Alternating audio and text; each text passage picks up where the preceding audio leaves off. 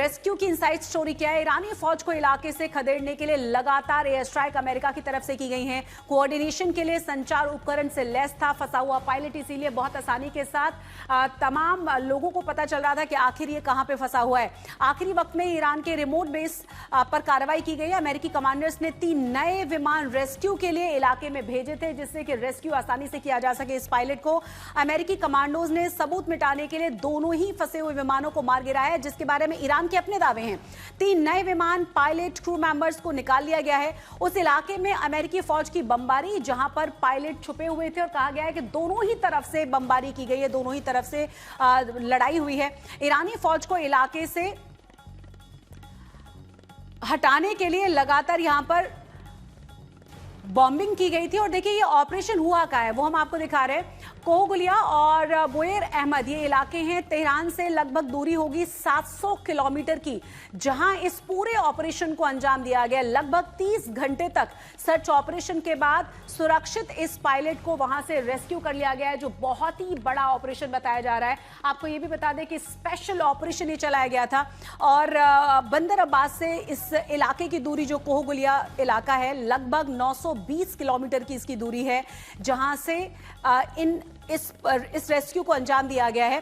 अगर बगदाद से दूरी देखेंगे तो करीब 820 किलोमीटर की दूरी बगदाद से रहेगी इस इलाके की, क्योंकि इन्हीं पहाड़ियों पर वो छुपा हुआ था अपने आप को, और तमाम सिग्नल्स के जरिए तमाम जानकारी पहुंचाई जा रही थी।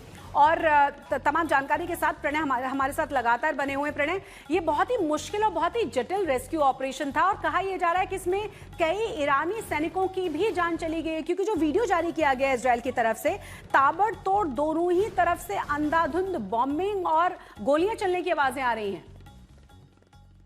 देखिए शशि, यदि आप सैन्य रणनीति के लिहाज से देखें तो इस तरीके के किसी भी ऑपरेशन में जो एक्सट्रैक्शन का ऑपरेशन होता है, सबसे पहले आपको एरिया सिक्योर करना होता है। जिस भी जगह वो पायलट था उसके आसपास के इलाके के अंदर ईरान की तरफ से वार न किया जा सके, उसकी मिसाइलें वहां पर नुकसान न कर पाए, सबसे पहले ये सिक्योर किया गया। और इसके लिए जबरदस्त बमबारी बहुत इजराइल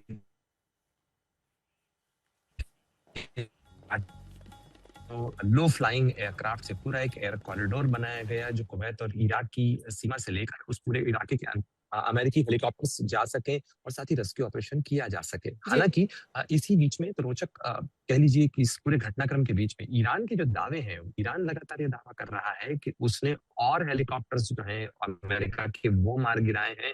इस सर्च एंड रेस्क्यू के ऑपरेशन के अंदर अमेरिका को भारी नुकसान हुआ है। जो पायलट को सुरक्षित बचाने के दावे हैं उस पर ईरान की तरफ से सवाल खड़ा किया जा रहा है। बाकायदा फुटेज भी ईरान के जो दूतावास है, ईरान के डिप्लोमेटिक मिशंस हैं, वो तमाम फुटेज जारी करके बता रहे हैं कि ईरान की अमेरिका के और हेलीकॉप्टर्स को भी उन्होंने टारगेट किया है, और उनमें से कई हेलीकॉप्टर ध्वस्त हुए हैं। हालांकि मैं आपको फिर कहूं कि अमेरिका की तरफ से अभी कोई आधिकारिक पुष्टि नहीं की गई है ऐसे किसी भी नुकसान की, लेकिन ये बताता है कि अभी अमेरिका के लिए भी चैलेंज बरकरार है। जी, बहुत बहुत शुक्रिया प्रणय इस तमाम जानकारी के लिए आपका।